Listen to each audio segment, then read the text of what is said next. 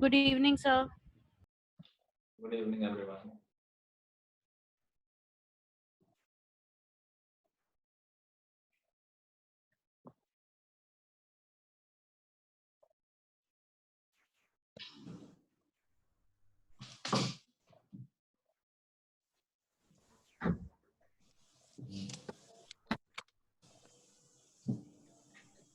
Good evening, sir. Good evening, sir. Good evening, everyone.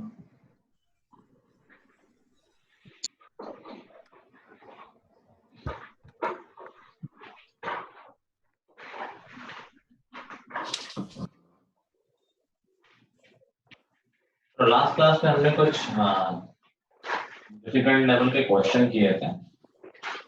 आज भी हम कुछ क्वेश्चंस करेंगे उसी तरह के, और मैं जीपी के बारे में थोड़ा सा बता दूंगा, बस बेसिक बहुत ज़्यादा उसमें नहीं जाएंगे।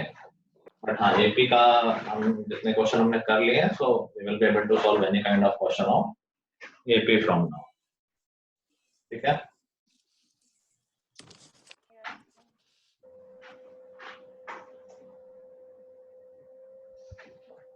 चलो कोई डाउट तो नहीं किसी का? आई थिंक मैंने कुछ होमवर्क तो दिया नहीं था। No, sir. ठीक है, देखो question. 5 numbers are in AP. 5 numbers are in AP such that their sum is 55.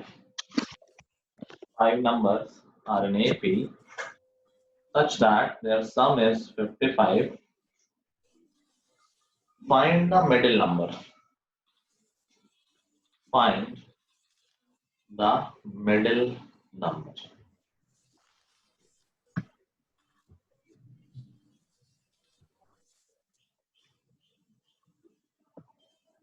I don't know how many of you talk to the guys of other batch. नहीं क्यों तो एक बार पूछ लेना what happened yesterday. Good evening, sir. Good evening.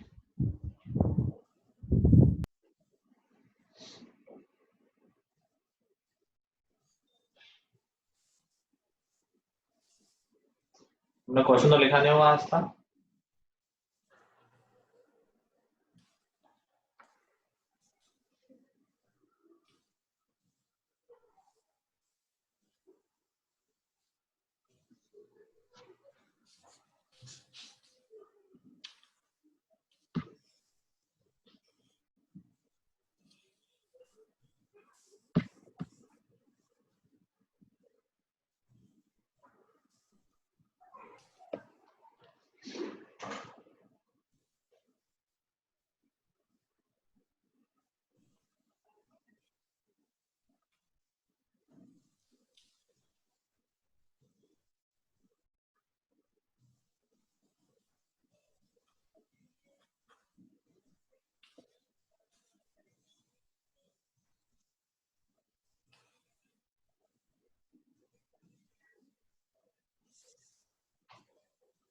हुआ क्या? Yes sir, ए आ गया है मेरा, बट सी आ रहा है। अच्छा, चलो करो। ए आ सकता है। अच्छा, 5 नंबर्स हैं, सम ए और डी दोनों मिसिंग होंगे ना, तो ए की वैल्यू थोड़ी निकाल पाओगे? निकाल के सम है ना 5 नंबर्स का। सम है, बट एक क्वेश्चन में तो 2 वेरिएबल होंगे ना, ए और डी, तो ए की वैल्यू कैसे निकाल ली तुमने? सर एक तो ए जब हम लेंगे तो वो होगा ए फर्स्ट नंबर, दूसरा होगा ए माइनस डी, तीसरा होगा ए प्लस डी, चौथा होगा ए माइनस 2d और पांचवा होगा ए अच्छा प्लस 2। हाँ, उस तरह से आ जाएगा। ठीक, तो तुम्हारा आंसर आ गया, जो ए है वही तो हो गया middle term. A middle term हाँ ए प्लस डी है ना? नहीं, हाँ, मैंने लिया है ए माइनस डी ए प्लस। अरे ऑर्डर में लोगे ना, सबसे लेफ्ट में ए माइनस 2d होगा, फिर ए माइनस डी होगा, तो मिडिल टर्म ए ही तो होगा। तुम्हारा आंसर आ चुका है ऑलरेडी। ओके, और किसी का आया क्या? 11। ठीक है। यस सर, आंसर 11 निकालना इतना मुश्किल नहीं था, क्योंकि क्वेश्चन छोटा था। 11। ठीक है, ये क्वेश्चन छोटा था इसलिए आंसर निकालना मुश्किल नहीं था, लेकिन थोड़ा इसका कॉन्सेप्ट समझो। बहुत बेसिक सी चीज है ये कि अगर कोई एपी है जिसमें ऑड नंबर ऑफ टर्म्स है, कोई भी एपी, मैं छोटी सी एपी लेता हूँ ताकि समझने में आसानी रहे, 2 4 6 8 10, ये आप इतना कर लेते हैं 4 6 8, ठीक है। तो बताओ मान लो ये तीन टर्म ऐसे होते हैं, a माइनस डी, ए और a प्लस डी, तो सम ऑफ ऑल टर्म्स क्या हो जाता? सम ऑफ ऑल टर्म्स क्या है यहाँ पर? सम ऑफ ऑल टर्म्स तो 3a 18. 18 है, क्या इसका मिडिल टर्म्स कोई रिलेशन है? 3 times 3 टाइम्स 3 टर्म्स है तो 3 टाइम्स मिडिल टर्म। अब यहाँ से बात समझो कि a माइनस डी, ए और a प्लस डी, अगर मैं सबको ऐड करूंगा तो d और माइनस डी कैंसिल, तो क्या हो जाएगा 3 टाइम्स a हो जाएगा। 3 टर्म्स है तो 3 टाइम्स मिडिल टर्म हो गया। अगर 5 टर्म्स होते हैं तो क्या होता? गेस करो। 5 times that 5 times middle term क्यों? क्योंकि अगला टर्म हो जाता है a प्लस 2d, यहाँ से a माइनस 2d पिछला टर्म, सारे d वाले हो जाते हैं कैंसिल, सारा a पिछले a का मतलब फर्स्ट टर्म नहीं आता, तो 5 टाइम्स मिडिल टर्म। एग्रीड? अगर यहीं पर 7 टर्म्स होते हैं तो क्या सम हो जाता? 7 times the sum 7 times middle term. 7 times. 7 times. कहते हैं ऐसे बात? सर मैंने ऐसे ही किया था. हाँ, तो यहाँ से रिलेशन समझ लो कि हम सम ऑफ एपी को with the help of middle term भी ऑब्जर्व कर सकते हैं, ठीक है। और इन जनरल एक और ऑब्जर्वेशन करो कि sum of first term and last term 12 है, second term and second last term 12 है, third term and third last term 12 है, और इसके बाद कोई नहीं तो खुद से ऐड कर लो, तो 2 टाइम्स मिडिल टर्म। और रिलेशन अगर तुम सोचोगे तो बहुत क्लियरली समझ में आएगा अच्छा क्या हो रहा है। ये दो नंबर है, अगला नंबर लिया तो कॉमन डिफरेंस ऐड हो गया, थोड़ा एक्स्ट्रा आया, यहाँ पिछला नंबर लिया तो कॉमन डिफरेंस सब्ट्रैक्ट हुआ, तो कुछ वो एक्स्ट्रा चला गया, इसलिए सम में कोई डिफरेंस नहीं आता है कभी भी। एपी एक लेटर की तरह तो होती है, सोचो यही तो है एपी। सर हाँ सर अगर इनकी जगह कोई और भी नंबर्स होते तो उनका भी ऐसे ही होता ना? हाँ बिल्कुल हो जाता, बिल्कुल हो जाता, वही बोल रहा हूँ कि जितना नंबर ऑफ टर्म्स हो इनटू मिडिल टर्म, अगर ऑड नंबर ऑफ टर्म्स हो। सर तो इसमें यही हुआ कि 5a था और वहाँ पे 55 थे तो a की वैल्यू 11 आ गई ऐसे। मिडिल टर्म 11 आ गया। हाँ yes sir 5 times middle term तो 5 इनटू x आ गया 55, तो x इज इक्वल टू 11 है, ये बोल लो जो भी बोलना उसको, तो मिडिल टर्म की वैल्यू 11 आ जाएगी। समझ गए बात? AP Yes. में फर्स्ट टर्म और लास्ट टर्म का sum is same as second term and second last term is same as third term and third last term. ये ऐसे ही तो कनेक्टेड होते हैं एक दूसरे से, नीचे से बढ़ता जा रहा है ऊपर से घटता जा रहा है, इसलिए सम में कोई डिफरेंस नहीं आ रहा है, ठीक है। अच्छा अगर इवन नंबर ऑफ टर्म्स होते हैं तो क्या फर्क पड़ता है?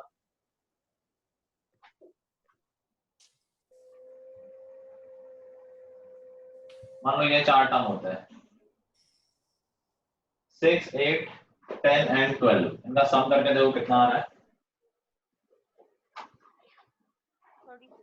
36. 36 आ रहा है। हाँ 36 आ रहा है, ठीक है। अच्छा इसमें मिडिल टर्म कोई नहीं है, अगर मिडिल टर्म होता तो बात बन जाती। तो हमने कहा अच्छा नंबर ऑफ टर्म्स तो 4 है, हमारा फॉर्मूला क्या कह रहा है 4 into middle term. Middle term है तो नहीं, बट क्या हम खुद से मिडिल टर्म निकाल सकते हैं कि ये दोनों टर्म मिडिल टर्म हो गए, हमें एक टर्म निकालना है। तो अगर मैं इन दोनों का एवरेज ले लूं तो क्या उसको मिडिल टर्म कंसीडर कर सकते हैं? यस सर 8 और 10 का एवरेज, 8 और 10 का मीन 9 होता है, अगर मैं 9 को मिडिल टर्म मान लूं तो 4 इनटू 9 36 फिट बैठ रहा है। तो जो 14 होता और 4 होता, ठीक है, सम करोगे तो ऑलरेडी 36 था, 14 ऐड किया 50 और ये ऐड किया 4, तो सम 54 है, 4 इनटू 9 36। तो अगर इवन नंबर ऑफ टर्म्स है तो भी ये फॉर्मूला, तो भी ये अप्रोच वैलिड रहेगी हमारी। बस हमें ध्यान रखना है कि इवन और मिडिल टर्म्स हमें दो बीच के जो टर्म है उनका एवरेज लेना पड़ेगा। सर एक बार रिपीट कर दो। अगर ऑड नंबर ऑफ टर्म्स होंगे तो मिडिल टर्म तो दिख ही रहा होगा, उसमें तो कोई दिक्कत है नहीं। तो सम ऑफ ऑल द टर्म्स क्या हो जाएगा? Number of terms into middle term, ठीक है। अगर इवन नंबर ऑफ टर्म्स होंगे तब भी फॉर्मूला ये लगा देंगे, number of terms into middle term लेकिन इवन नंबर ऑफ टर्म्स जब होते हैं तो मिडिल में एक टर्म नहीं होता है, तो हम दो मिडिल टर्म लेंगे और उनका एवरेज ले लेंगे, उसको मिडिल टर्म मान लें। ठीक है, yes sir. Yes, sir. For example मैं कह रहा हूँ अगर एक एपी है जिसमें 50 टर्म्स है, ठीक है, और find the sum of 50 terms. अगर इसका 25th term, 25th and 26th term suppose 30 and 36 है, ऐसे मैं रैंडमली ओरली सिर्फ बता दो व्हाट इनटू व्हाट होगा। सम ऑफ 50 टर्म्स निकालना है एक एपी का जिसका 25th एंड 26th टर्म है 30 एंड 36, तो क्या एक्सप्रेशन बनेगा? 33 into 50. 33 into 50. Very good. Yes, sir. क्या हमने कहा देखो मिडिल टर्म, इसमें दो मिडिल टर्म होंगे क्योंकि इवन नंबर ऑफ टर्म्स है, तो मिडिल टर्म अगर 50 टर्म्स टोटल, तो मिडिल टर्म में दो आएंगे। कौन कौन से आएंगे? तो 6 में क्या आता है? Third term and fourth term, मतलब टोटल का हाफ और उससे एक ज्यादा। तो अगर 50 टर्म्स है तो मिडिल में कौन कौन से टर्म आएंगे? 25th 50 का टर्म। हाफ और क्या हुआ? सर वही बोला 50 का हाफ और उससे एक ज्यादा। हाँ, तो 25 है 26, तो मिडिल टर्म ही दे रखे हैं, लेकिन हमें एक मिडिल टर्म चाहिए होता है, तो हम इन दोनों का एवरेज ले लेंगे। 30 और 36 का एवरेज लोगे तो that will come out to be 33। 33। तो हमें मिडिल टर्म मिल गया 33 into number of terms 50, sum of 50 terms हमें मिल गया।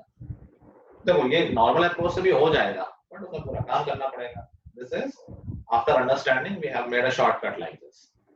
क्लियर है? Yes Yes, sir. Okay, sir. Oh, sir. Insertion of mean याद है सबको? कल पढ़ा था हमने। Yes sir. Yes, sir. एक अच्छा क्वेश्चन दे रहा हूँ उसका, लेट्स सी कौन कर पाता है। सर बोलो बोलो मुझे बोलो। समझ नहीं आया। क्या समझ में नहीं आया? वही वो 30 और 36 क्या था वो समझ नहीं आया मेरे को। ये वाला? हाँ सर। जब इवन नंबर ऑफ टर्म्स होते हैं तो क्या करते हैं हम? मिडिल टर्म निकालते हैं, किसकी हेल्प से? बीच के जो मिडिल टर्म्स दो आते हैं उनका एवरेज ले लेते हैं, उससे मिडिल टर्म मिल जाता है yes sir. Into number of sum terms. कैसे निकालेंगे? सम के लिए एक फॉर्मूला बताया होता है कि number of terms into middle term. Okay number of terms 50, middle term 33 आ गया था। ठीक है। ठीक है, चलो अब ये क्वेश्चन थोड़ा डिफिकल्ट उस लेवल से है, तुम्हारे लेवल से तो है ही ऑफ कोर्स। जिन्होंने कल अच्छे से इंसर्शन ऑफ मीन समझा है उनके लिए है। n terms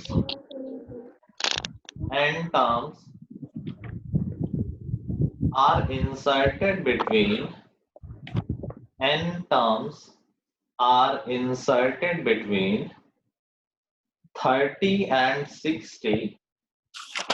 n terms are inserted between 30 and 60 such that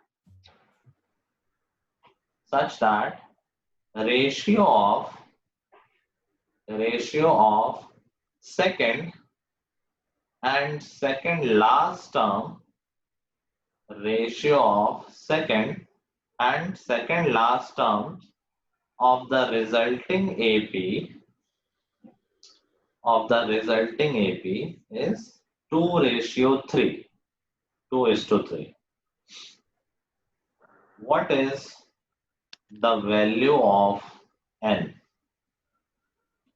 What is the value of n?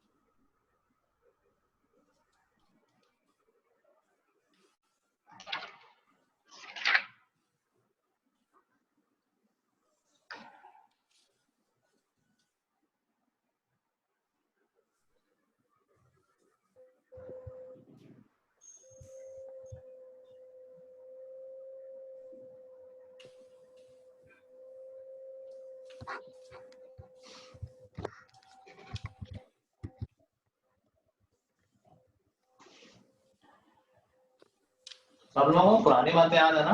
Domain, function, range, Yes, sir. Yes, sir. याद है? अभी क्वाड्रेटिक जब आएगा तो हम फिर से बढ़ेंगे उसमें आगे, पॉलिनोमियल में भी थोड़ा बहुत बात करेंगे।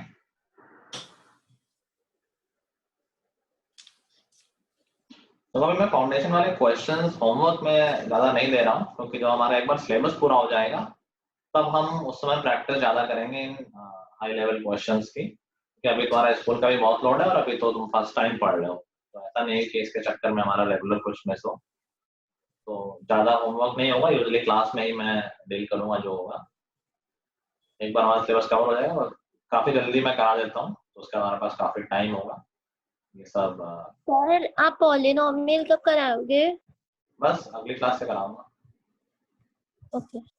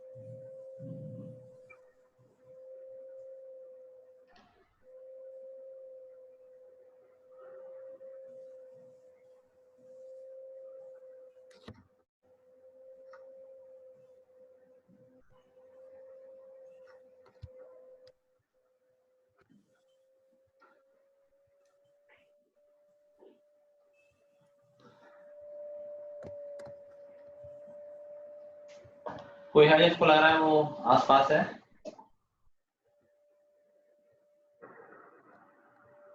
सर मेरा शायद हो जाएगा, ट्राई कर लूंगा। Okay okay, carry on.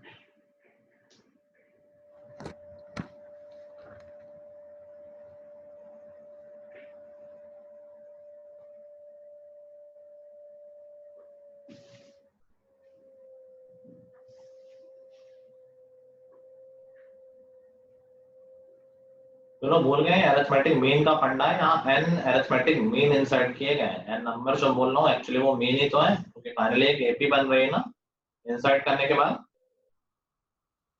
और उसमें सिर्फ एक ही इंपॉर्टेंट बात है, अगर तुम्हें याद हो, कॉमन डिफरेंस कि जो नई एपी बनती है उसमें कॉमन डिफरेंस क्या होता है, उसका फॉर्मूला था हमारे पास। उसको यूज करोगे तो हो जाएगा।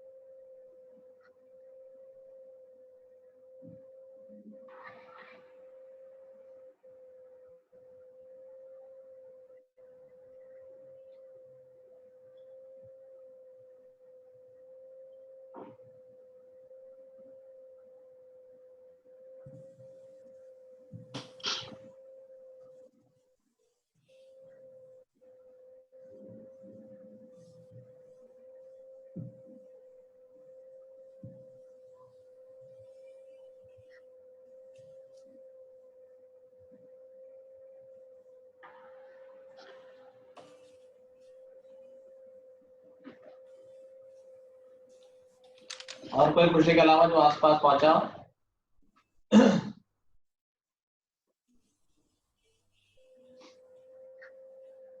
सर मेरा थोड़ा सा लग रहा है हो जाएगा, एक बार चेक करो। जल्दी करो, मैं बहुत देर वेट नहीं कर सकता। Yes.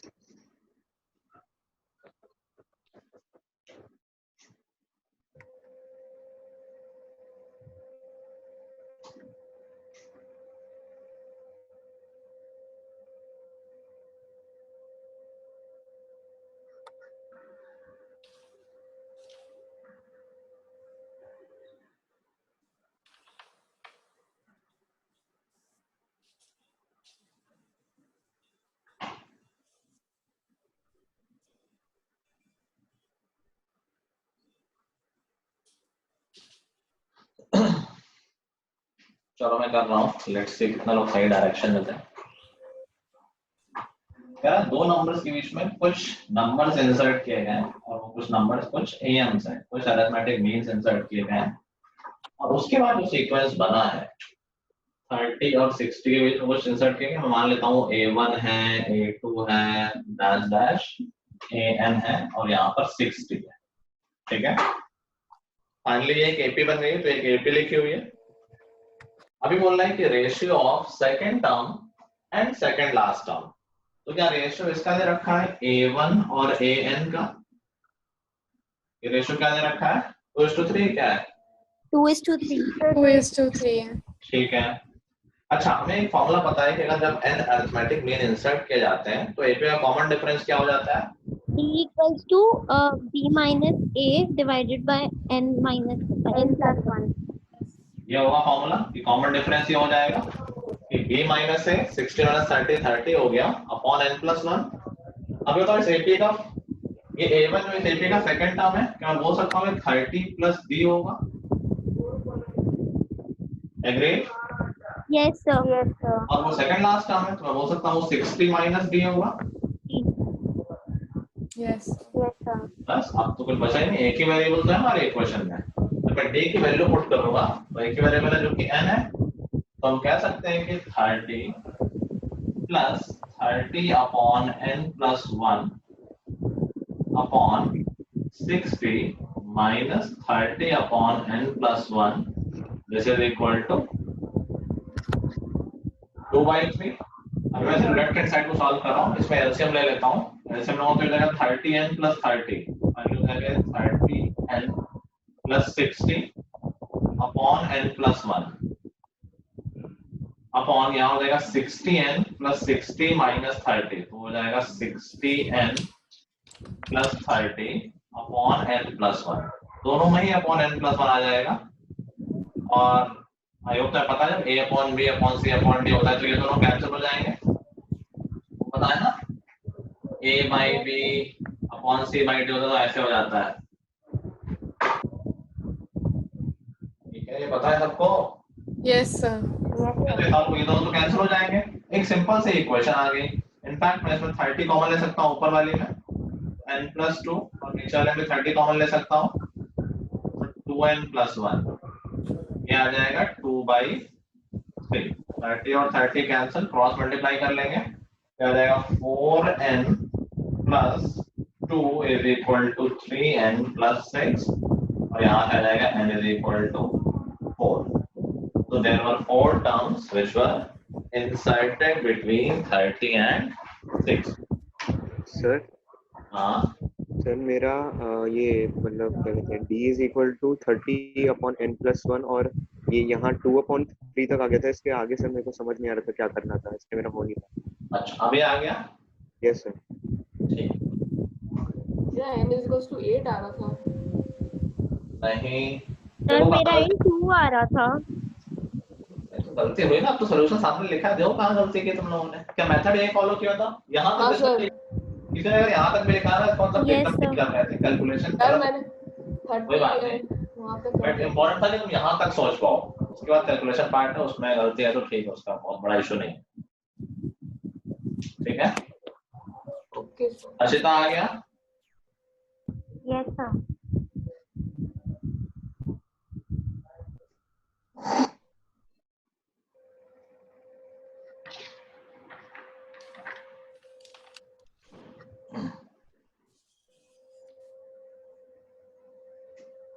सर हाँ सर लेकिन सर इसमें n टर्म्स इंसर्ट हुए हैं हाँ सर 30 और 60 के बीच में, तो sir d is equal to 30 by n plus 3 नहीं आएगा क्योंकि सर 30 और 60 इंक्लूडेड नहीं है। नहीं वो तो फॉर्मूला है, मतलब फॉर्मूला निकाला था इसलिए मैंने अभी एक्सप्लेन नहीं किया है। n प्लस 2 टर्म हो गया पूरे एपी में, यस सर। तो a n प्लस 2 60 हो जाएगा। Yes sir. a n plus 2 का फॉर्मूला क्या लगेगा, a plus n plus 1 into d, एक कम होता है ना, a plus n minus 1 d होता है, यहाँ n की जगह n प्लस 2 है तो n प्लस 2 माइनस 1 करोगे तो n प्लस 1 आ जाएगा। सर हाँ सर मैंने आपने लिखा है ना d इक्वल्स टू 30/n+1, तो सर मैंने n+1 को उस साइड ले लिया था, तो dn plus d equals to 30 आया था, तो d को मैंने 30 माइनस dn लिया था। अब तुम d को अगर रिप्लेस करना चाह रहे हो तो d उसमें नहीं होना चाहिए ना, d को रिप्लेस करके d फिर से डाल दोगे तो वेरिएबल रिप्लेस ही नहीं हुआ। समझ गए? सदान तुम्हें आ गया समझ में? हाँ सर नहीं पिछले क्लास का था ये, तो डायरेक्ट अभी तो मैंने फॉर्मूले की तरह यूज किया है। ये n+2x टर्म होगा, sir an+2 is equal to 60 बोल सकता हूं मैं। यस सर an+2 क्या हो जाएगा, a प्लस n+2 माइनस 1 में यहाँ n+1 बचेगा yes sir into d is equal to 60, तो d क्या आ जाएगा 30/n+1। ठीक ठीक है, नंबर ऑफ टर्म थोड़े नीचे आते हैं, एक कम होके आता है, वो भी प्रॉपर। अगर यहाँ a और b होता, डेरिवेशन किया था ना लास्ट वाले फॉर्मूले का, a और b होता तो यहाँ क्या बनता, b minus a over n+1। Formula याद रखो, बार बार डेराइव थोड़ी करेंगे। ठीक है, चलो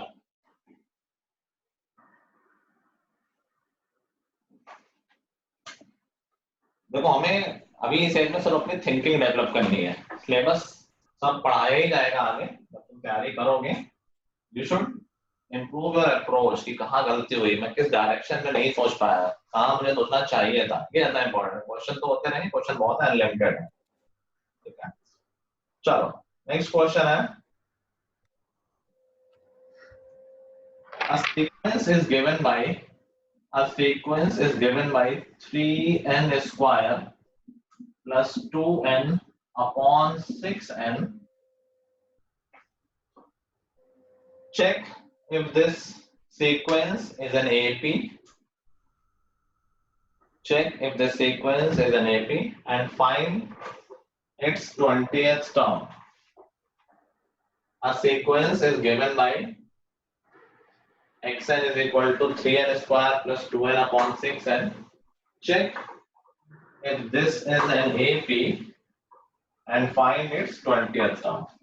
AP हो ना हो 20th टर्म तो निकाला जा सकता है अगर कोई फॉर्मूला है सीक्वेंस का। अगर हमें फॉर्मूला पता है तो हम कोई भी टर्म निकाल सकते हैं, तो 20th टर्म में निकाल सकते हैं। ऐसा जरूरी नहीं कि AP नहीं है तो 20th टर्म निकाला ही नहीं जा सकता है।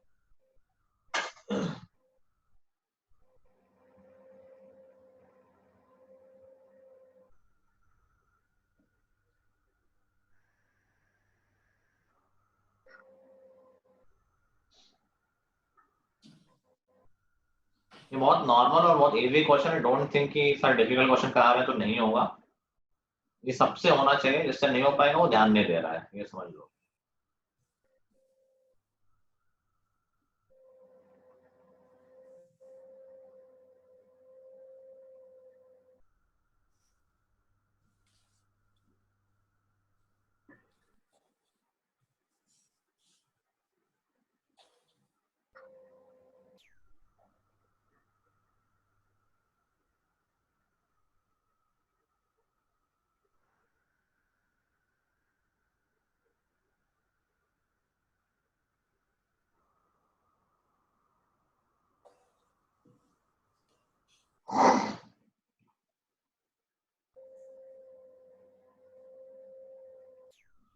हो गया?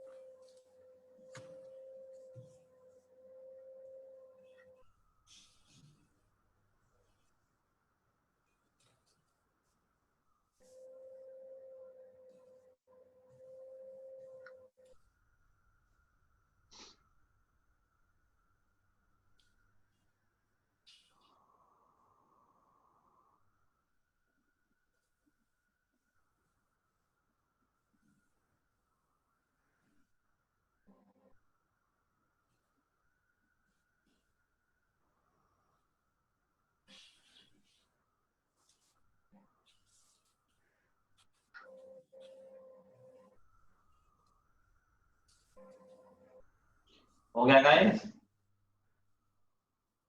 सर हाँ सर इसमें सर हम पहले x1 और x2 करके निकाल के फिर इनका a और d निकाल लेंगे, उससे पता लगाना है क्या?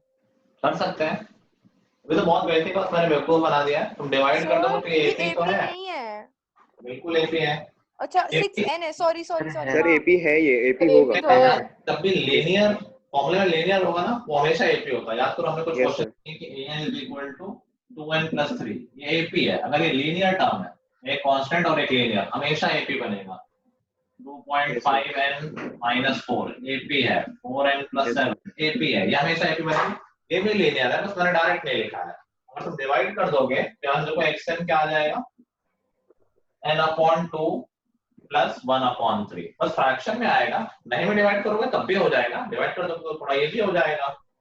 अब ये AP मुझे वैसे तो पता है, फिर भी दिखाना तो हम क्या करेंगे, फर्स्ट टर्म निकाल लेंगे, 1/2 + 1/3 5/6 आ जाएगा। Second Yes, sir. टर्म निकाल लेंगे, ये आ Sir, जाएगा 4/3.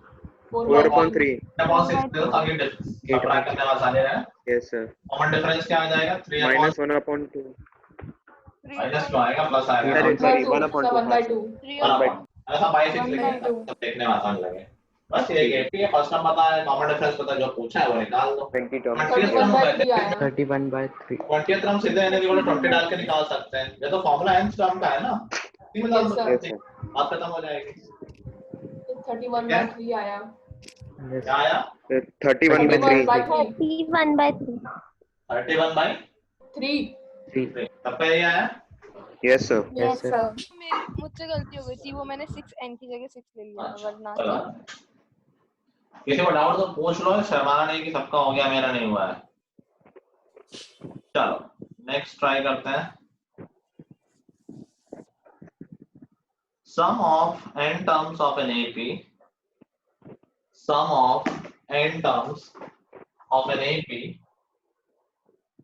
is given by, sum of n terms of an AP is given by n into 3n plus 37 divided by 2.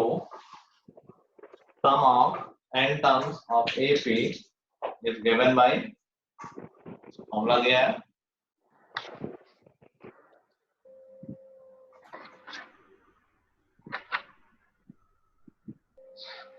if pth term is 56, if pth term is 56, then sir find कौन the सा term value. 56 है? pth term, p unknown है. If pth term is 56, find the value of p.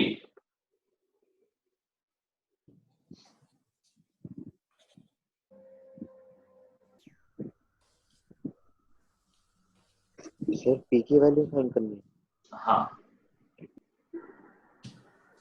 ये भी easy है, बिल्कुल तुम्हारे level का है, इसमें एक्स्ट्रा लेवल ऑफ डिफिकल्टी नहीं है। सर ये खुशी तुम्हारी आवाज नहीं आई पूरी।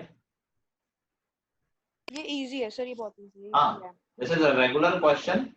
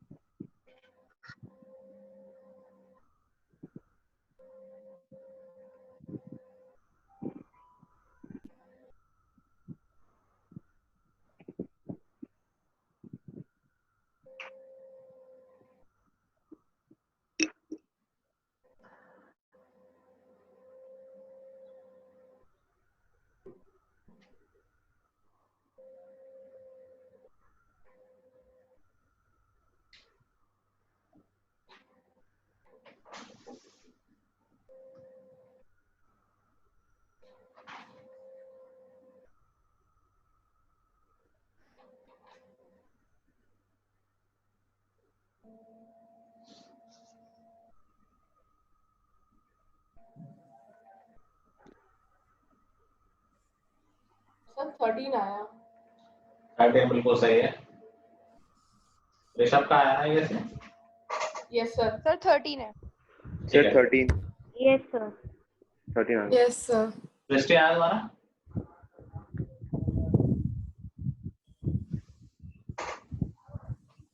दृष्टि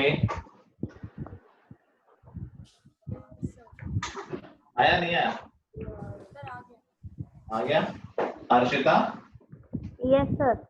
आ गया? आ गया सर। कोई है जिसका नहीं आया?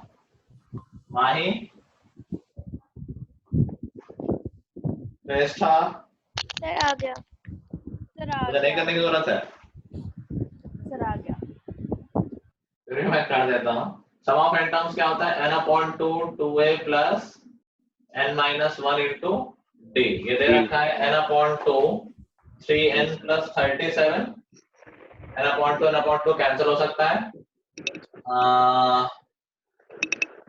और कुछ नहीं दे रखा था क्या? कुछ नहीं दे रखा था। देखो एक तो लंबी अप्रोच है कि हम फर्स्ट टर्म निकालें, सेकंड टर्म निकालें, pth टर्म निकालें। तो हम कह सकते हैं pth टर्म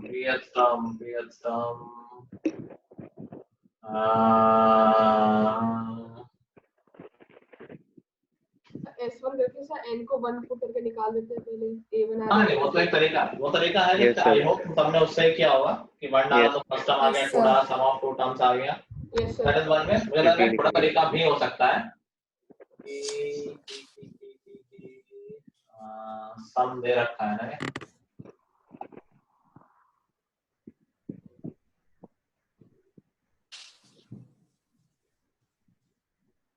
मुझे लगा pth टर्म क्या है? अच्छा pth टर्म दे रखा है ना, आई थिंक pth टर्म के 56 है क्या है?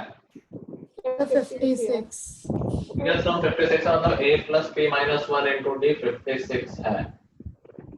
तो इसे छोटा कर सकते हैं इसको।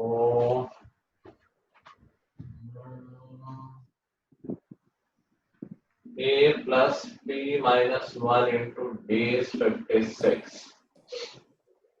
तो मैं n की जगह p डाल दूं तो एक a एक्स्ट्रा आ रहा है।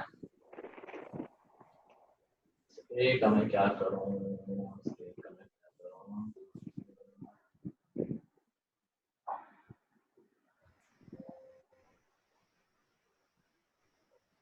छोड़ो, पैराडाइम से आ ही गया। May be now shortcut, I was just thinking कि होना चाहिए। किसी को डाउट तो नहीं पक्का इसमें? No sir. No no sir. Sir. ठीक है। तो आई होप हमने एपी के काफी क्वेश्चन कर लिए हैं। So that makes your CBSE syllabus quite easy in front of these questions. बाकी जैसे मैंने बताया कि हम आगे और डिफिकल्टी लेवल बढ़ाएंगे अपनी, बड़े भी एक साथ बहुत सारा प्रेशर नहीं देंगे। थोड़ा हम जीपी के बारे में पढ़ लेते हैं, सिर्फ बेसिक सा, जीपी में बहुत डीप नहीं जाएंगे। तो जैसे अरिथमेटिक प्रोग्रेशन हमने डिफाइन किया था, अगर तुम्हें याद हो कि अरिथमेटिक प्रोग्रेशन किसको बोलते हैं? A progression in which difference of any two consecutive numbers is constant, that is known as AP. GP में क्या हो जाएगा? A sequence, a progression in which ratio of any two consecutive number is constant, that is known as GP. I think कल मैंने कुछ example दिए थे, 2, 10, 50, 250 and so on. This is a GP. AP में हमें कुछ ऐड करने पे नेक्स्ट टर्म मिलता है, जीपी में कुछ मल्टीप्लाई करने पे नेक्स्ट टर्म मिलता है। तो यहाँ दिख रहा है into 5 into 5 into 5, so that makes a GP. तो आपने डेफिनेशन क्या बोली थी? एक और बार रिपीट कर दो। A progression in which ratio of any two consecutive numbers is constant, that is known as GP. अब देखो वहां पर जो कांस्टेंट डिफरेंस हुआ करता था उसको हम बोलते थे कॉमन डिफरेंस। यहाँ पर जो कांस्टेंट रेशियो होगा उसको हम बोलेंगे कॉमन रेशियो। ए पे मैंने कहा था बहुत ध्यान रखना, जब हम डिफरेंस निकालेंगे तो आगे वाले टर्म से पीछे वाला टर्म सब्ट्रैक्ट करेंगे। ऐसे ही यहाँ भी आगे वाले टर्म से पीछे वाला टर्म डिवाइड करेंगे to check the common ratio. Sir हाँ सर क्या बोलेंगे इसको? डी आपने बताया, कॉमन डिफरेंस क्या बोलेंगे? Common ratio, yes common R बोलते हैं यहाँ पर। जैसे कॉमन डिफरेंस को डी से रिप्रेजेंट करते हैं, ऐसे ही कॉमन रेशियो को आर से रिप्रेजेंट करते हैं।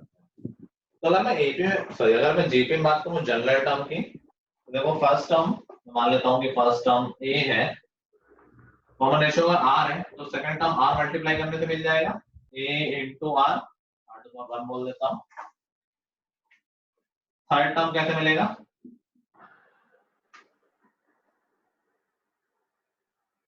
A into 2R.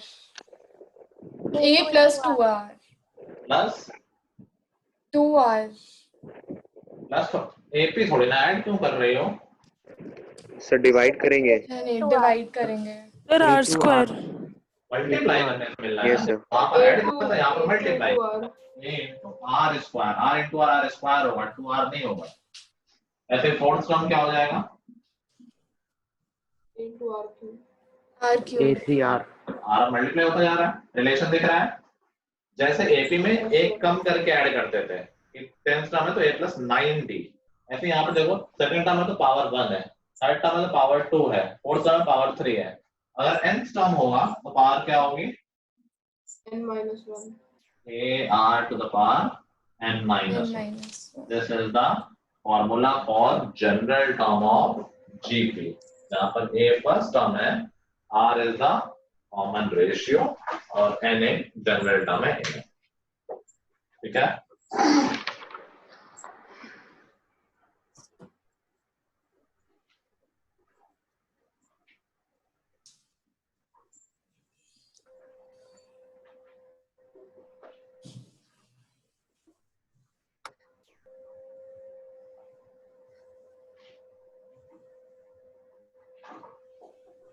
नोट कर लिया? Yes, sir. Yes sir. ठीक है।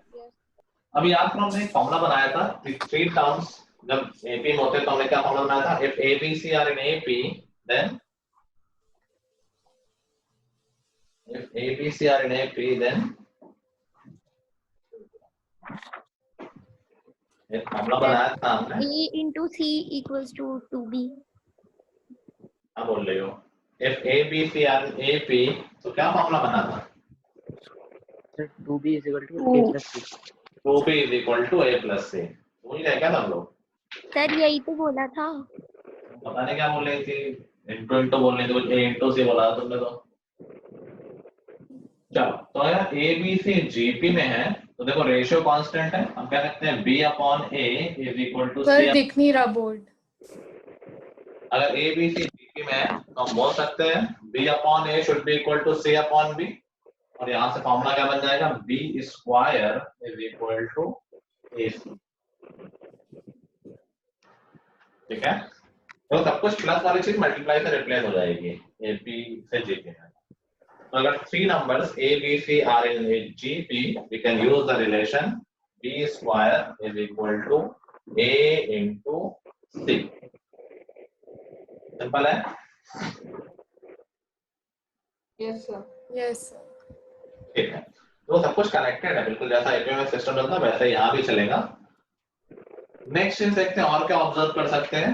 जैसे सम की बात थी, अब इसके सम का फॉर्मूला थोड़ा सा डेरिवेशन लंबा है तो हम डेरिवेशन नहीं कर रहे हैं। Sum of n terms of GP can be given by this formula.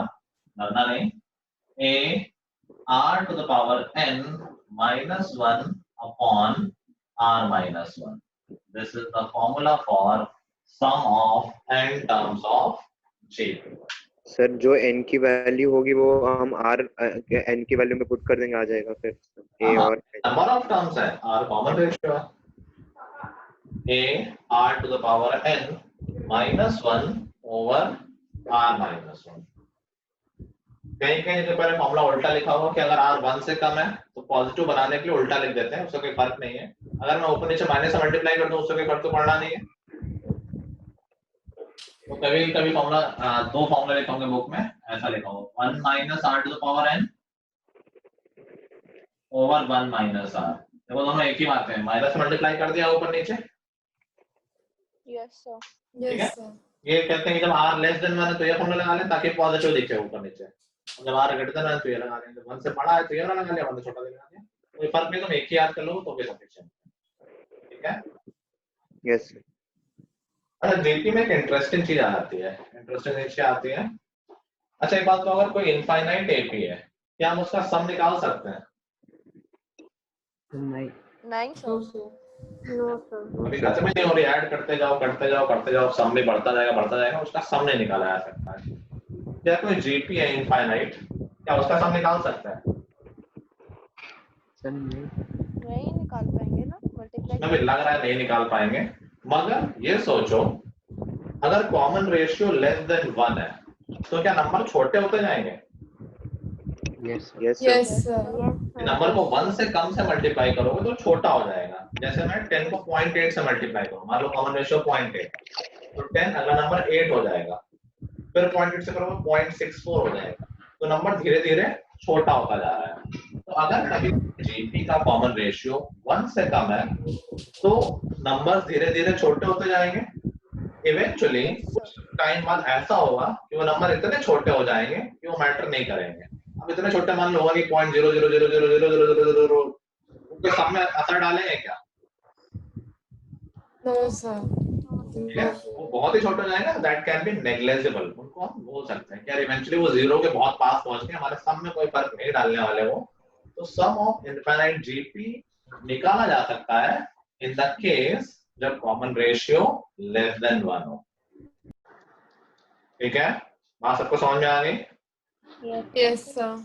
छोटा सा एग्जांपल ले लो कि मान लो कॉमन रेशियो है 1/10, हमने शुरुआत की मान लो 100 से, तो 100 है ठीक है, 10 है ठीक है, 1 है ठीक है, 0.1 0.01 0.001 0.0001, अब 100 टर्म के 100 जीरो आ जाएंगे। अब तो 100 जीरो है पॉइंट के बाद, और 100 से कोई कंपैरिजन है उसका क्या?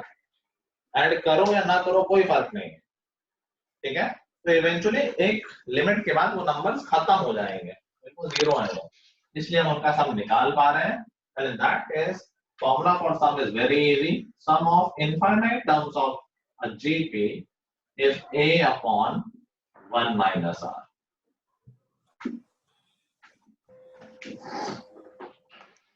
ये फॉर्मूला ज्यादा इजी है as compared to sum of n terms.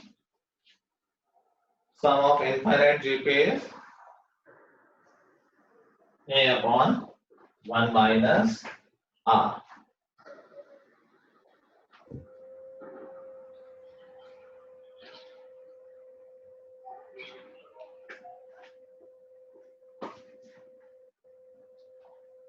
Clear है? Yes sir. मतलब अभी तक इनफाइनाइट वाले फॉर्मूला को डिराइव कैसे किया? डिराइव मैंने ऐसे किया है कि यहाँ पर देखो, अगर कोई 1 से छोटा नंबर है उसकी पावर बढ़ाते जाओगे तो क्या वो और छोटा होता जाएगा? Yes sir. यस और सर। 1 से छोटा नंबर उसकी पावर बढ़ाते जाओगे तो क्या वो और छोटा होता जाएगा? यस यस जितने सर। ज्यादा पावर लगाओगे उतना वो छोटा हो जाएगा। जैसे 0.1 है, पावर 2 लगाए तो 0.01 हो गया, पावर 10 लगा दे तो 0.0000000 10 9 जीरो आ जाएंगे तो और छोटा हो गया।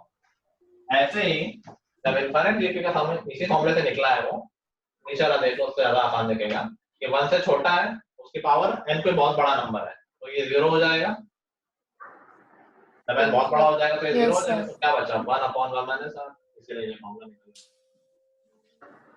Okay sir. समझ गए? Yes sir. Yes sir. ठीक है, अब हमने अगला कॉन्सेप्ट पढ़ा था अरिथमेटिक मीन वाला। जैसे अरिथमेटिक मीन होता है वैसे ही ज्योमेट्रिक मीन भी होता है। ठीक है, तो ज्योमेट्रिक मीन कैसे होगा? देखो अगर 3 नंबर एपी में ए बी सी, तो बेसिकली बी दोनों का मीन होता है ए और सी का। Yes sir. बी कैसे निकलता है? a plus C by 2, extreme वाले को ऐड किया और बाई 2, क्योंकि एडिशन था इसलिए ऐड करके बाई 2 करना पड़ा। ऐसे अगर जीपी में देखेंगे तो b इज द एबीसी में b ज्योमेट्रिक मीन होगा a और c का। तो b देखो कैसे निकलेगा, b स्क्वायर ac है तो क्या b is equal to gm of two numbers a और c का ज्योमेट्रिक मीन क्या हो जाएगा? b, जो कि हो जाएगा अंडर रूट ऑफ ac। देखो ऐड करने की जगह मल्टीप्लाई कर दिया, डिवाइड करने की जगह स्क्वायर रूट ले लिया, क्योंकि एपी में सब कुछ हो रहा है एडिशन और मल्टीप्लिकेशन वगैरह में। इधर हो रहा है एडिशन की जगह मल्टीप्लिकेशन और डिवीजन की जगह स्क्वायर रूट, मतलब root not square root. Power ज्यादा होती तो ज्यादा रूट हो जाता। तो सर जब जीपी में होगा एबीसी तो कैसे निकालेंगे हम? बी टर्म्स होगा। अगर एबीसी जीपी में तो बी मीन हो गया ए और सी का yes sir. Geometric mean. Yes B square equal to A C हमने भी प्रॉपर्टी से निकाला है, तो b की वैल्यू क्या आ गई, स्क्वायर रूट ऑफ ac आ गई। यस तो हमने फॉर्मूला क्या सीख लिया कि a और c का मीन क्या था, स्क्वायर रूट ऑफ ac, दोनों को मल्टीप्लाई करो और फिर उनका रूट ले लो। ऐसे ही बोल रहा हूँ कि अगर दो नंबर a और b है तो उनका ज्योमेट्रिक मीन क्या होगा, स्क्वायर रूट ऑफ a। समझ गए, एक मीन की बात हो रही है। रिलेट कर पा रहे हो, एपी से इसको रिलेट कर पा रहे हो। एपी में देखो हम नंबर्स को ऐड करते थे, जीपी में नंबर्स को मल्टीप्लाई करना है। एपी में हमने डिवाइड किया है, इसमें पावर वाला रूट लिया है। ठीक है, ओके सर। पक्का? Yes, sir. अच्छा, वैसे मुझे डर लगा है एन ज्योमेट्रिक में बताने में, ना बताऊं क्या insertion of N geometric mean? Sir बताओ। सर बता दो। सर बता बता दीजिए। बेटा अगर किसी ने कहा कि हालत खराब हो रही तो समझ लेना। Next thing is insertion of N geometric mean. जैसे मान लो ए और बी जेपी में थे, सर आप पहले इसकी क्वेश्चन करा दो फिर आप वो बता देना। वो आखिरी चीज जो बता ही देते हैं पहले। ए और बी दो नंबर है और हमने इनके बीच में एन ज्योमेट्रिक मीन डाले हैं। डेफिनेशन वही लगेगी, अगर ये सारे ज्योमेट्रिक मीन है इसका मतलब क्या है कि इनको इंसर्ट करने के बाद एक पूरा सीक्वेंस क्या बन गया है, जीपी। जीपी। वहां पर एपी बनता था, यहाँ पर जीपी बन गया। ये तो डेफिनेशन है कि दो नंबर्स के बीच हम कितने भी मीन्स डाल सकते हैं। कंडीशन क्या होगी कि वो नंबर्स को इंसर्ट करने के बाद पूरा सीक्वेंस जीपी बन जाना चाहिए।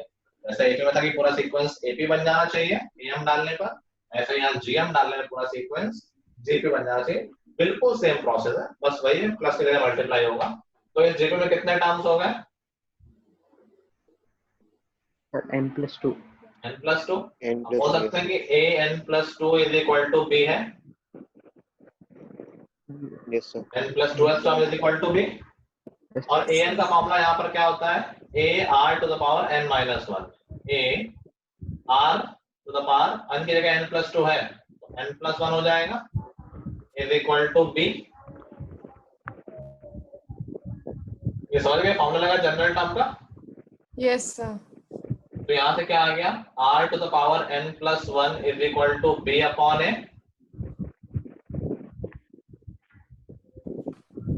ठीक है, तो क्या हम दोनों तरफ पावर 1 अपॉन n+1 ले लेंगे तो r आ जाएगा। देखो इधर भी पावर ले ली 1 अपॉन n+1 और इधर भी ले ली 1 अपॉन n+1। तो यहाँ से कॉमन रेशियो की वैल्यू क्या आ गई, b upon a to the power 1 upon n+1।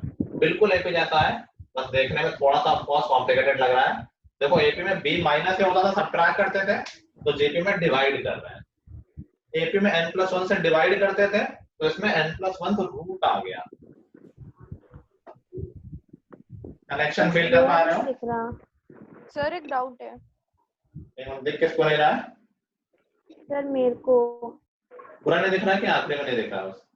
Sir last का नीचे का वर्ड ये लिखा है r is equal to b upon a to the power 1 upon n+1। ठीक है, हाँ खुशी पूछो डाउट। सर डाउट ये था कि हमने उसमें लिखा था ना ए का जो एन टर्म हम जो निकालते तो होगा A R to the power n-1 लिखा है हमने। हाँ, तो इसमें हमने A R to the power n+1 क्यों लिया है? क्योंकि वहाँ nth टर्म था ना, ये n+2th टर्म है तो एक ही तो कम करते हैं, n का n-1 होता है। ठीक है एपी में तो बिल्कुल यही हुआ था। यस सर समझ गई। ठीक है, तो ये थोड़ा आगे की चीजें हो गई हैं, अभी लिख लो जैसा मैं बता रहा हूँ। मैं ना भी बता तो कोई फर्क नहीं पड़ता, तो डोंट वरी कि समझ में नहीं आया। अगर किसी को नहीं आया तो कोई टेंशन वाली बात नहीं। ठीक है, यस सर। अभी देखो इंपॉर्टेंट क्वेश्चन क्या हो जाते हैं, इंपॉर्टेंट क्वेश्चन हो जाते हैं कि दो नंबर हैं, उनका एम और जीएम दे देता है और नंबर पूछता है। तो नंबर नहीं दिए, कहा दो नंबर उनका एम है कुछ और जीएम है कुछ, वो नंबर बताने हैं हमें। ठीक है, देखो वो क्वेश्चन कैसे करते हैं। मैंने नॉर्मल क्वेश्चन नहीं करा, नॉर्मल क्वेश्चन करा हूँ कुछ ईपी के क्या बेसिक वाला। Yes sir. Yes sir. चलो 2-3 क्वेश्चन कर लो। लिखो find the fourth term, find the fourth term of GP, find fourth term of GP 4, 12, dash dash इसको से निकालना है 4 और 12 से मैंने बताया है। फिफ्थ टर्म कर रहा था find fifth term of JP 4, 12 dash dash dash.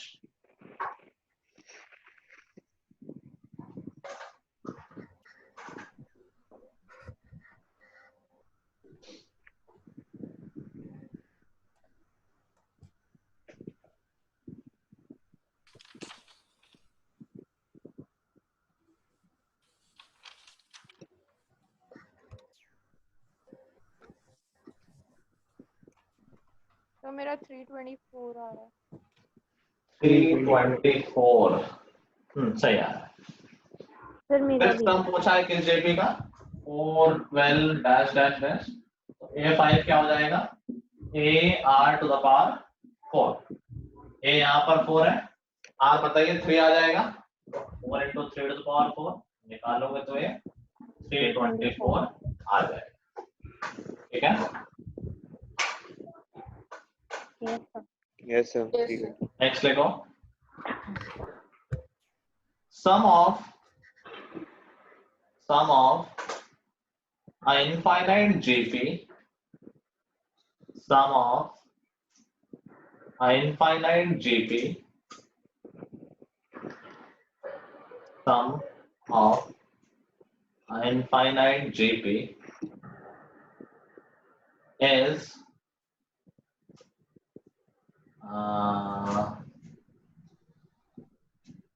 7. Sum of an infinite GP is 7 if first term of the GP is 6. If the first term of GP is 6, find the common ratio. Find the common ratio.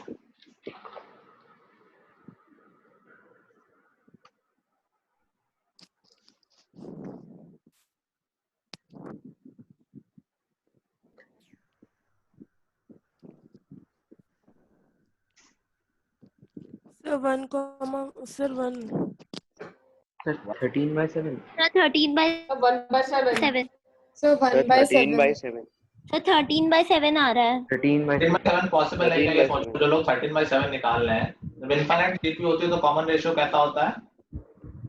Sir less than 1 13/7 क्या less than 1 है? 1 So upon 7 1/7 आ रहा है. तो 1/7 आ रहा है। जो लोग 13/7 निकाल रहे हैं उन्होंने कैलकुलेशन में गलती की, उन्होंने अपॉन को अपॉन में पता नहीं क्या करना होता है।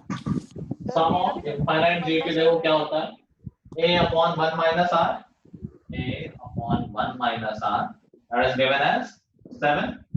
a की वैल्यू 6 दे रखी है, तो हम क्या लिखते हैं 6 upon 1 minus r is equal to 7। और यहाँ कुछ गलती कर जाओगे पक्का, तो इसको बहुत इजीली सॉल्व कर सकते हैं।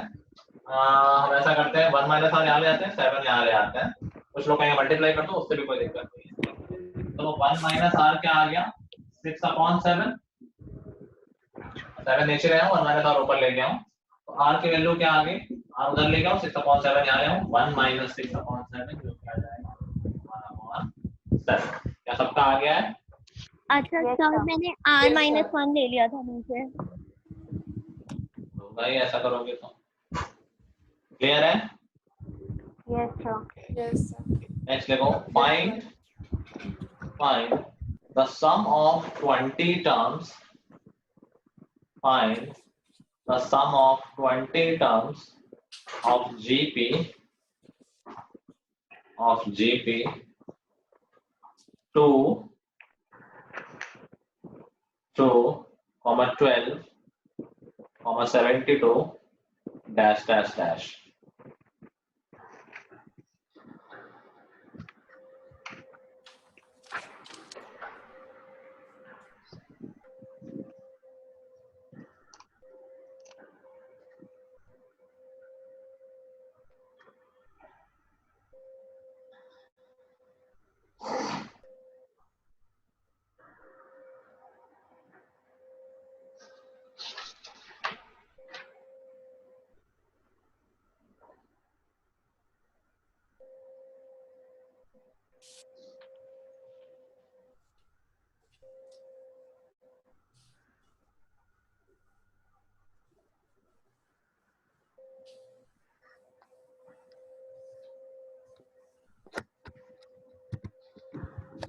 इसमें सिर्फ एक्सप्रेशन लिखना होगा, वैल्यू तुम नहीं निकाल पाओगे, पावर 20 कोई नहीं निकाल पाएगा। यस सर 2/5 6 की पावर 20 माइनस यस सर -1 2/5 6 की पावर 20 -1।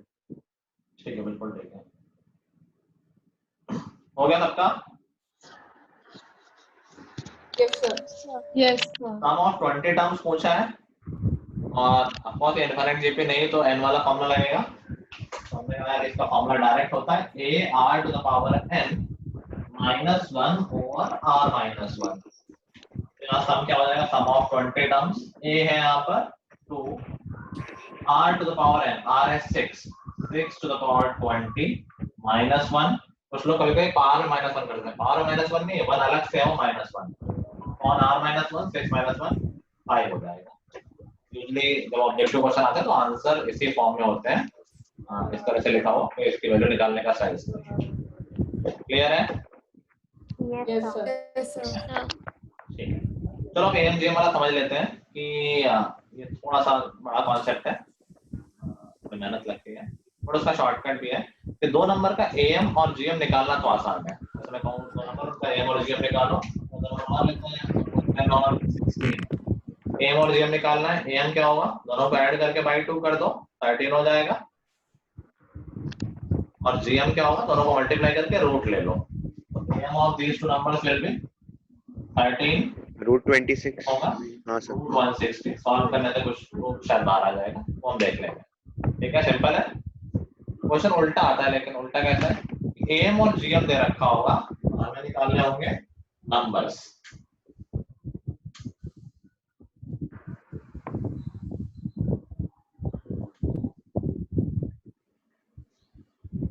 देखिए 2 नंबर्स हैं, उनका एएम दे रखा है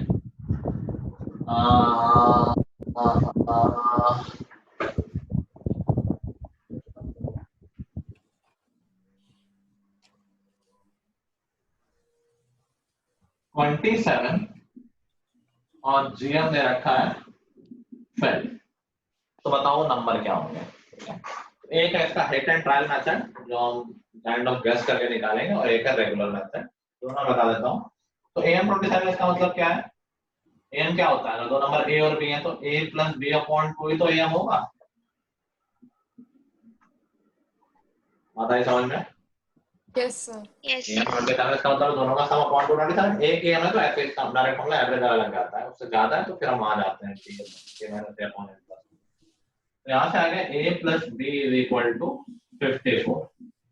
ठीक है, जीएम 12 में जीएम क्या होता है? Square root of ab। A और बी का जीएम है स्क्वायर रूट ऑफ ab जो कि है 12, दैट मींस ab कितना हो गया? 144। अब यहाँ पे हिट एंड ट्रायल है, क्या 2 नंबर सोचने हैं ऐसे जिनका प्रोडक्ट हो 144 और जिनका सम हो 54। यार मैंने कुछ गड़बड़ सोच लिया, रुक जाओ, इसको चेंज कर लेना, एएम 15 है।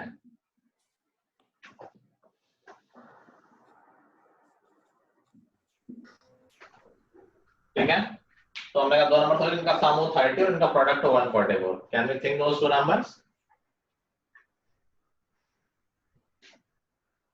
यूजुअली एक्चुअली हम तब सोचते हैं, आपको स्प्लिटिंग द रेट में भी यही सोच रहे होते हैं हम कि 2 नंबर इनका सम हो कुछ और प्रोडक्ट हो कुछ, तो काइंड ऑफ वही चीज है। तो यहाँ से अगर रिटर्न ट्रायल लग गया तो बहुत अच्छी बात है, क्योंकि हम यहाँ से अगर तुम रिटर्न ट्रायल सही से सोच रहे हो तो एक नंबर हो जाएगा 24 और एक नंबर हो जाएगा 6। ठीक है, सम 30 एंड प्रोडक्ट 144। यहाँ से डायरेक्ट आंसर आ गया। शॉर्टकट मेथड है, हमेशा वैलिड नहीं होगा तो हमेशा सोच नहीं पाओगे। तो इसका रेगुलर मेथड क्या होगा? अगर हमें a + b पता है और ab पता है, ये भी हम चैप्टर पॉलिनोमियल करेंगे तो उसमें भी ये चीज आएगी। बाई चांस अभी आगे तो मैं अभी बता देता हूँ। a + b² और a - b² रिलेटेड होता है with the help of a * b से। कैसे? एक बात समझो, क्या मैं ये लिख सकता हूँ a - b whole square is equal to a + b whole square minus 4ab? सोच के देखो, बताओ क्या ठीक लग रहा है? Yes, sir. Yes, sir. पक्का? ये है a² + b² माइनस 2ab। ये क्या है? a² + b² प्लस 2ab, इसलिए मैं माइनस 4ab किया तो नेट क्या बचा? a² + b² माइनस 2ab, दोनों एक ही रहता है। कह सकता हूँ। ये मैंने ऐसा क्यों किया है, क्योंकि मुझे a प्लस बी पता है और a इंटू बी पता है। क्या उसकी हेल्प से मैं a माइनस बी निकाल सकता हूँ? Yes sir. Yes, sir. a plus B आ गया, a माइनस बी आ गया, फिर मैं सॉल्व कर लूंगा एलिमिनेशन से। इसलिए मैंने ये रिलेशन निकाला। तो हम इस रिलेशन की हेल्प से कह सकते हैं a minus b whole square will be equal to a plus b whole square, that is 900 minus 4ab, that should be this, 576। और यहाँ से आ जाएगा ये 324, ठीक है। और यहाँ से a माइनस बी की वैल्यू क्या आ जाएगी, स्क्वायर रूट लोगे प्लस माइनस 18 लोगे, दोनों से सेम आंसर आएगा, तो अभी मैं 18 ले रहा हूँ। तो a माइनस बी हो गया 18, a माइनस बी 18 है, a प्लस बी 30, इन दोनों को सॉल्व करोगे तो आंसर आ जाएगा हमारा 24 एंड 6। समझ गए बात? तो ये रेगुलर मेथड हो गया। a minus B whole square निकालो, उससे a माइनस बी निकालो और उससे दोनों इक्वेशन आ जाएंगे, इनको हम सॉल्व कर लेंगे, ठीक है। सर हाँ सर जो ये a plus B whole square है सर, मेरे को एक बार ये वाला समझा दो कि हमने कैसे किया है। फिर सर क्या? सर ये जो a माइनस बी का whole square is equal to, ये सर ये समझ जाना। ये बस रिलेशन है, देखो दोनों तरफ इक्वली तो आ रहा है। इसको खोलोगे क्या आएगा, देखो a square plus B square minus 2ab। Yes sir. इसको खोलोगे क्या आएगा, a square plus B square plus 2ab। इसमें माइनस 4ab करोगे तो क्या बचेगा, plus 2ab minus 4ab, net क्या बचेगा 2ab माइनस 2ab।